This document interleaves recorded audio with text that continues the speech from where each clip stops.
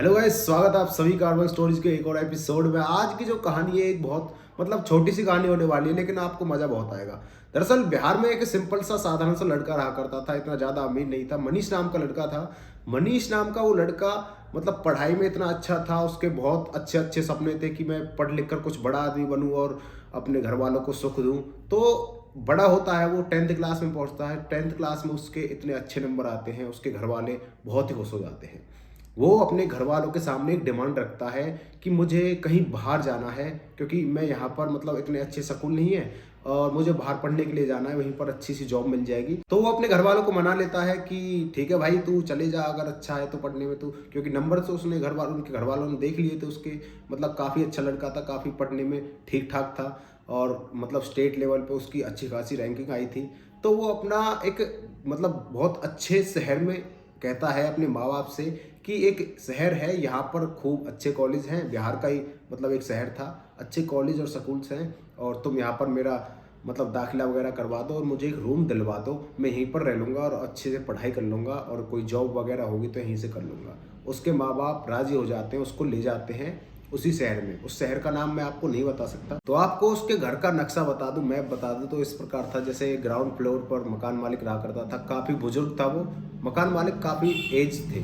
तो उस पे मकान मालिक रहा करता था। फर्स्ट फ्लोर पे वो खुद रहा करता था मनीष, अपने एक रूम टीममेट के साथ। रूम टीममेट उसका बहुत अच्छा दोस्त बन गया था उस टाइम पर। और उस घर में इतने सारे कमरे थे, तकरीबन फर्स्ट फ्लोर पे और सेकंड फ्लोर पे मान लो आप 16 से 17 कमरे होंगे, क्योंकि 8-8 कमरे एक फ्लोर पे थे। बहुत कमरे थे, बहुत बड़ा घर था वो। तो वहाँ पर मनीष अपने टीममेट के साथ बहुत ही ज़्यादा खुश था। उसके साथ एक तरीके से कह सकते हो आप, बहुत ज़्यादा मिल गई थी उन दोनों की, अच्छे दोस्त बन गए थे वो। और उसकी गंदी आदत भी पड़ती है उसको, उसकी दोस्ती की, संगत की एक गंदी आदत पड़ती है। मनीष कभी भी सिगरेट वगैरह नहीं पिया करता था, उस दोस्त के चक्कर में आके सिगरेट पीना सीख गया और फूकना सीख गया। दिन में भी वो फूकता था, रात को फूकता था। एक तरीके से बिगड़ सा गया था वो थोड़ा बहुत। फूकता तो था, पढ़ाई नहीं रुकती थी उसकी, लेकिन सिगरेट वगैरह जरूर फूकता था। तो उसका जो रूममेट था वो एक दिन अपने घर चले जाता है कुछ काम से, और मनीष अकेला पड़ गया था। मनीष को बहुत ज़्यादा तलब उठती है सिगरेट की। वो सोचता है रात के टाइम पर सिगरेट कहाँ से आए। वो बहाना मार के मकान मालिक से गेट खुलवाता है कि अंकल मैं दूध लेने के लिए जा रहा हूँ। लेकिन वो लेने के लिए कुछ और ही जाता है, वहाँ से एक डिब्बी उठा लाता है सिगरेट की और भीतर कमरे में आकर इतनी सिगरेट पीता है। उसके जो रूम होता है, उसके रूम में एक रूम फ्रेशर था, उस रूम फ्रेशर को वो बार बार छिड़कता है और खिड़की को खुला रख देता है, जिससे जो वो गर्माहट सी है, वो धुएं का भाप सा है, वो बाहर निकल जाए। जो मकान मालिक था इन चीज़ों पे बहुत ज़्यादा स्ट्रिक्ट था कि भाई यहाँ पे धूम्रपान बिल्कुल नहीं करना, क्योंकि लड़की भी रहती है इस वाले घर में और लड़के भी रहते हैं, खूब सारे बच्चे रहते हैं। तो वो उसको मना कर देता है, एक दो बार पकड़ भी लेता है। लेकिन वो जब भी उस काम को कंटिन्यू करता है और अपना प्लानिंग जो है, रात को जैसे वो फूकता है तो रूम फ्रेशर को छिड़क देता है पूरे रूम में और खिड़की को खुला रख देता है। 4-5 दिन बीत जाते हैं, अमावस्या की रात आती है।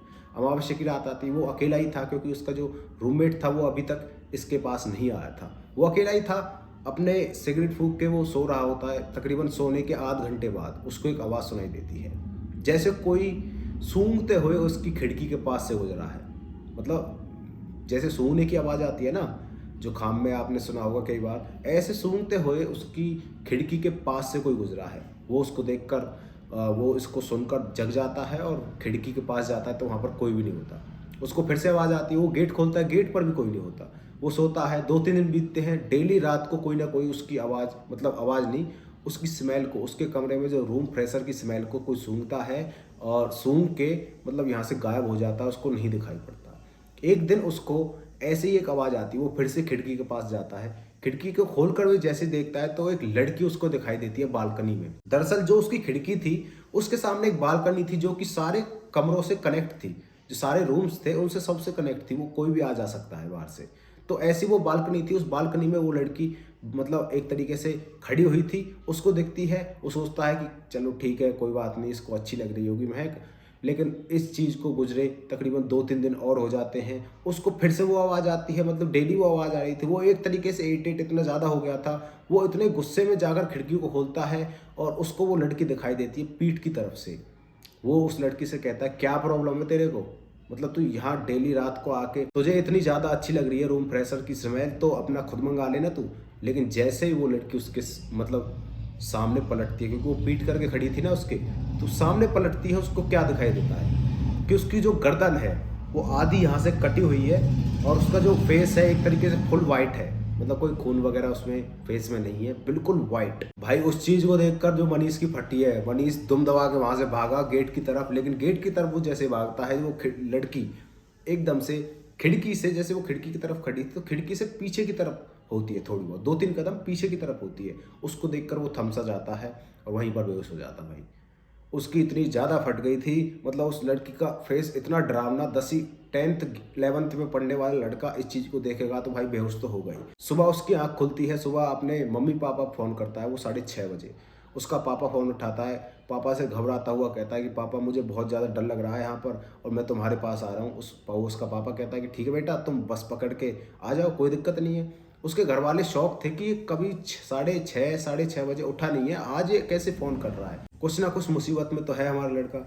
उसके मम्मी पापा बहुत ज़्यादा परेशान हो गए थे। जैसे वो अपने घर पहुंचता है तो घर वालों को सारी बातें बताता है। सारी बातें जैसे घर वालों को बताई जाती है तो उसके पापा का एक फ्रेंड होता है, वो तांत्रिक बन गया था, उस तांत्रिक को बुलाया जाता है। वो तांत्रिक कहता है कि अपने घर में से 13 चावल के दाने लेके आओ। चावल के दाने लाए जाते हैं।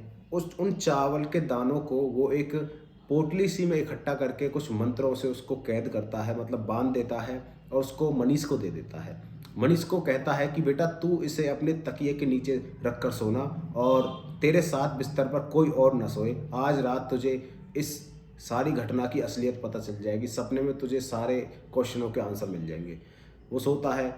आप सोच रहे होंगे ऐसे कैसे आंसर मिलेंगे इसको सपने में। आपको लिटरली एक फिल्म दिखाई जाती है, मनीष को पूरी फिल्म दिखाई जाती है सपने में इस भूतनी के द्वारा। जो भूतनी वहाँ पर बैठी हुई थी, उसके साथ ये कांड कर रही थी, उसके द्वारा ये पूरी फिल्म दिखाई गई थी। होता क्या है उस फिल्म में, मतलब मनीष को स्टार्टिंग में दिखाया गया है कि एक लड़की है, लड़की रूम के अंदर आई है, जिस रूम में वो मनीष रह रहा था उस रूम के अंदर आई है और अपना सामान वामान रखी है। वो लड़की अच्छे से, मतलब पढ़ाकी लड़की लग रही थी बहुत ज़्यादा। उसका एक बॉयफ्रेंड बनता है वहीं पर, बॉयफ्रेंड बनता है, मतलब बहुत ज़्यादा रिलेशनशिप गहरी हो जाती है उनकी। लेकिन एक दिन उनकी लड़ाई भी हो जाती है, बहुत तगड़ी लड़ाई मचती है। लड़ाई को देखकर वो लड़की जो है अपने आप को खुश कर लेती है, पंखे से लटक कर भाई वहीं पर खुश हो जाती है। इसके बाद फिल्म में दिखाया जाता है भाई, मतलब फिल्म है नहीं है लेकिन सपने में उसको ये सारी चीज़ें दिख रही हैं। इसके बाद उसको दिखाया जाता है कि एक लड़की, मतलब वो जब उसकी वो वाली हरकतें दिखाई जाती हैं जब वो रूम में फ्रेशर फेंक रहा था, मतलब छिड़क रहा था, सब जगह सिगरेट फूंक रहा था, उस टाइम वो चीज़ दिखाई जाती है। और वो लड़की सूंघ रही थी उसके रूम के कोने में बैठकर, मतलब खिड़की से वो आवाज़ आ रही थी लेकिन वो कोने में बैठी हुई थी, उसके रूम के कोने में बैठकर उसको देख रही है। लेकिन उस टाइम उसको कुछ भी नहीं दिख रहा, सपने में ये चीज़ उसको दिख रही है। एक तरीके से कैमरे की तरह वो चीज़ काम कर रही थी मनीष के। और मनीष को एक और चीज़ दिखाई देती है कि वो जो लड़की है वो इस चीज़ को समझता है कि वो जो लड़की है उससे प्यार करने की कोशिश, मतलब एक तरीके से कह सकते हो बहुत ज़्यादा अपनापन दिखा रही है। एक तरीके से वो उसको ये आवाज़ भी सुनाई देती है कि वो लड़की कह रही है कि मैं तुझे अपने साथ लेकर जाऊँगी। इसके बाद वो घबराहट कर उसकी आंख खुलती है, वो अपने मम्मी पापा को जगाता है, मम्मी पापा को सारी बातें बताता है। और उसके मम्मी पापा रात भर सोए नहीं थे, उस टाइम हो रहा था तकरीबन 3 बज रहे थे उस टाइम पे।